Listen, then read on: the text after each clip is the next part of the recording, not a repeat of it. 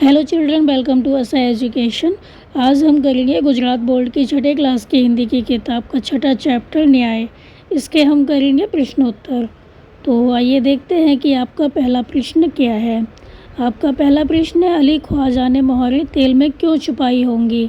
Answer होगा, तेल के रंग के कारण मोहरें दिखाई ना पड़े, इसलिए अली ख्वाजा ने मोहरें तेल में छुपाई होंगी। फिर है, मित्र के साथ हमें कैसा व्यवहार करना चाहिए। आंसर होगा, मित्र के साथ सच्चाई और ईमानदारी से भरा व्यवहार करना चाहिए। मित्र के साथ हमें कभी छल नहीं करना चाहिए और कभी भी विश्वासघात नहीं करना चाहिए। फिर है, वाजिद और हसन की जगह आप होते तो क्या करते। वाजिद की जगह मैं होता तो अपने मित्र के साथ विश्वासघात नहीं करता। अगर मैं हसन की जगह होता तो मैं भी उसी की तरह घटना की पूरी छानबीन करता और युक्ति से अली ख्वाजा को न्याय दिलवाता। फिर आपका अगला प्रश्न है, नीचे लिखे संदर्भ में कहानी के पात्रों के संवाद कक्षा में बुलवाइए। तो कहानी के पात्रों के जो संवाद है उनके आपस में क्या बातचीत हुई वो आपको कक्षा में बोलना है। तो अली ख्वाजा और वाजिद, जब अली ख्वाजा तेल का घड़ा लेके आते हैं वाजिद के यहाँ रखने के लिए, तो वाजिद कहते हैं, आओ आओ आओ अली भाई, कहिए क्या बात है। तो अली ख्वाजा कहते हैं, वाजिद भाई बात यह है कि अल्लाह के शुक्र से मैं मक्का जा रहा हूँ, सारी तैयारी हो गई है और यह तेल से भरा घड़ा है। मैं चाहता हूँ कि इसे आप अपने यहाँ रख लें, जब मैं वापस आऊँगा तब ले लूँगा। तो जो वाजिद है वो कहता है, हाँ हाँ भाई कोई बात नहीं, यह लीजिए मेरे तहखाने की चाबी, वहाँ घड़ा रखाइए, जब लौटें तब वहाँ से ले जाएं। तो अली ख्वाजा कहते हैं, शुक्रिया। फिर है, अली ख्वाजा और वाजिद का झगड़ा। तो अली ख्वाजा और वाजिद में आपस में क्या बात होती है, क्यों झगड़ते हैं वो, उसका संवाद आपको लिखना है। उनमें आपस में क्या बातचीत होती है वो आपको यहाँ पर लिखना है। तो अली ख्वाजा हैं वो कहते हैं वाजिद से, अरे वाजिद भाई, तेल के इस घड़े में मेरी 500 मोहरें थी, वो इसमें नहीं है।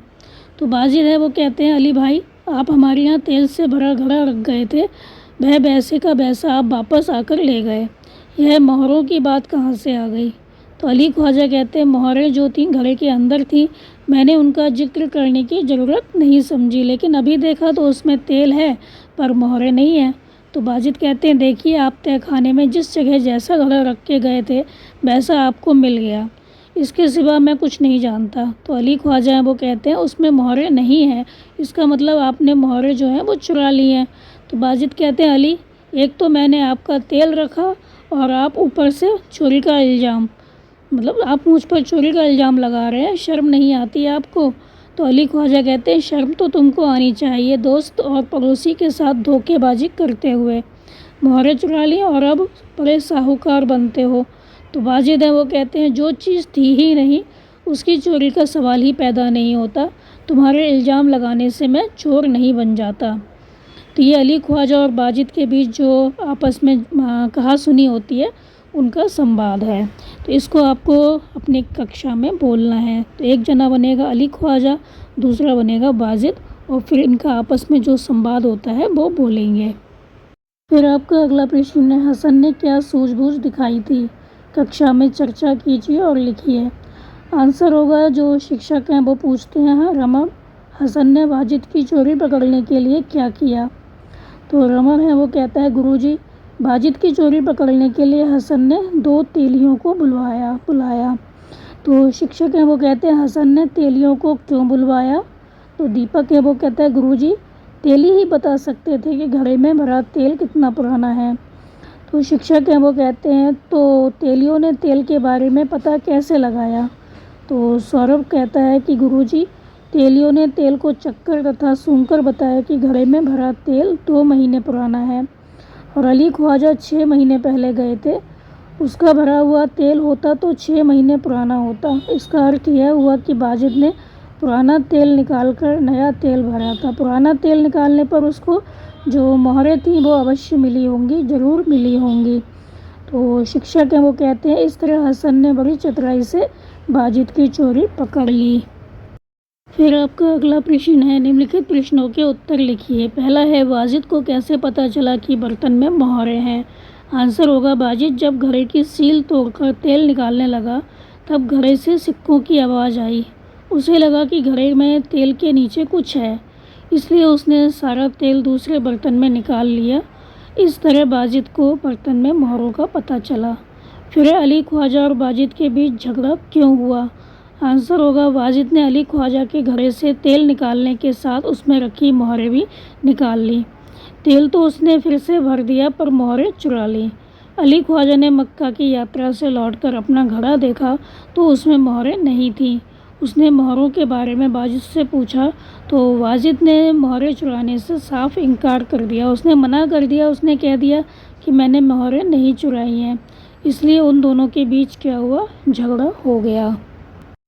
खलीफा ने हसन को अपने दरबार में क्यों बुलाया? तो खलीफा ने हसन को अपने दरबार में इसलिए बुलाया, एक दिन खलीफा अपना वेश बदलकर शहर में घूम रहे थे। एक जगह उन्होंने क्या देखा, कुछ लड़के जो हैं वो न्यायालय का खेल खेल रहे हैं, तो वो छिपकर उनका खेल देखने लगे। तो जो लड़का न्यायाधीश बना था उसकी समझदारी और निर्णय करने की पद्धति उनको बहुत अच्छी लगी। तो उन्हें लगा कि अली ख्वाजा और बाजिद के झगड़े का हल यही निकाल सकते हैं, इसलिए उन्होंने हसन को अपने दरबार में बुलवाया। फिर तेलियों की बात सुनकर बाजिद क्यों घबराया? तो आंसर होगा, तेलियों ने घड़े में जो तेल था उसको चक्कर देखकर और सूंघकर बताया कि जो तेल है वो 2 महीने पुराना है, जबकि अली ख्वाजा ने घड़े में 6 महीने पहले तेल भरा था। इससे साबित हो गया था कि बाजिद ने अली का तेल निकालकर बाद में उसमें दूसरा तेल भरा है। तो पुराना तेल निकालने पर उसे घड़े में रखी जो मोहरें थी वो अवश्य मिली होंगी। तो तेलियों की बात सुनकर बाजिद को लगा कि उसकी चोरी अब पकड़ी जाएगी, इसलिए वो घबरा गया।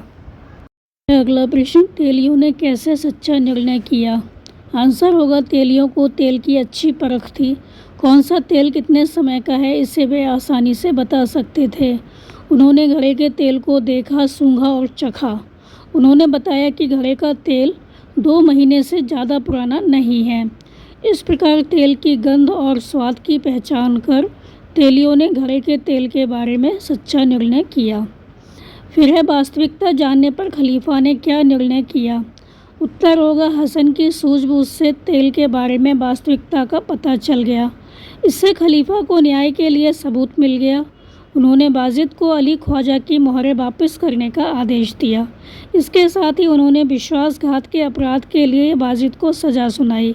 खलीफा ने बुद्धिमान हसन को बहुत सारा पुरस्कार दिया, इनाम दिया। फिर आपका अगला प्रश्न है, निम्नलिखित वाक्य कौन किससे कहता है, लिखिए। तो ये जो वाक्य दिए गए हैं किसने किससे कहा है आपको बताना है। पहला है, यह तेल का घड़ा मैं आपके घर रख कर जाना चाहता हूँ। ये किसने किससे कहा था?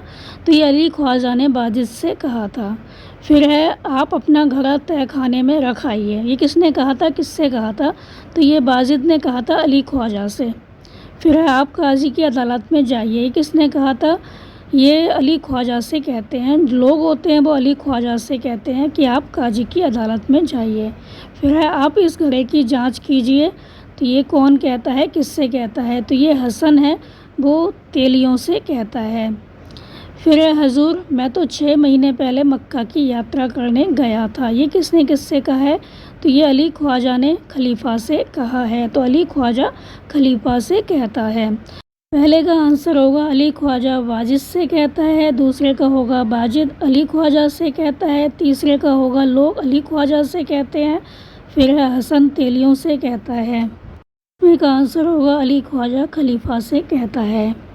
फिर आपका अगला प्रश्न जो हम करवाएंगे वो है आपका 5वां, निम्नलिखित वाक्यों में से क्रियावाचक शब्द ढूंढकर उदाहरण अनुसार वाक्य फिर से लिखिए। आपके इसमें जो भी एप्लीकेशन वगैरह इस तरह के जो क्वेश्चन होंगे वो हम आपको अलग से करवा देंगे, और जो इम्पोर्टेंट क्वेश्चन है जो आ सकते हैं एग्ज़ाम में वही हम करवाएंगे इसमें। तो ये है, राधा ने संजीव को पत्र लिखा। तो आपको इसमें क्रियावाचक शब्द ढूंढने हैं। तो राधा ने संजीव को पत्र लिखा, तो इसमें होगा राधा ने किसको पत्र लिखा? तो राधा ने संजीव को पत्र लिखा। तो यहाँ पर लिखा क्या है? क्रियावाचक। क्रिया क्या हुई? लिखा। इसी तरह से है, अध्यापक ने बच्चों को कहानी सुनाई। तो अध्यापक ने बच्चों को कहानी सुनाई। वाक्य, बच्चों को कहानी किसने सुनाई? तो अध्यापक ने सुनाई। क्या किया? सुनाई। तो सुनाई क्या है? क्रियावाचक शब्द है। रात को कुत्ते भौंक रहे थे। तो कुत्ते कब भौंक रहे थे? रात को भौंक रहे थे। कुत्ते क्या कर रहे थे? भौंक रहे थे। तो भौंकना क्या हो गया? क्रियावाचक शब्द हो गया। फिर है वह पटाखे देख रहा है।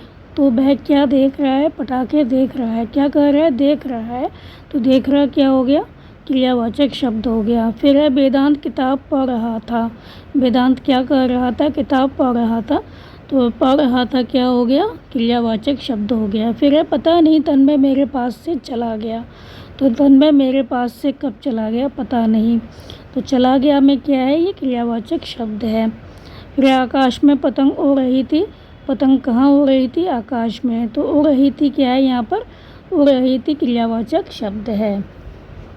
तो जो भी क्रिया की जाती है वो क्रियावाचक शब्द होता है। जैसे सुनाना, भौंकना, देखना, पढ़ना, चलना, उड़ना, लिखना, ये सारे क्या हैं? क्रियावाचक शब्द हैं। तो ये थे आपके इस चैप्टर के प्रश्न उत्तर बच्चों। आप इनको अच्छे से समझ कर याद कर लीजिए। हमारे चैनल ऐसा एजुकेशन को लाइक कीजिए, सब्सक्राइब कीजिए और शेयर करना बिल्कुल मत भूला करिए। Thank you.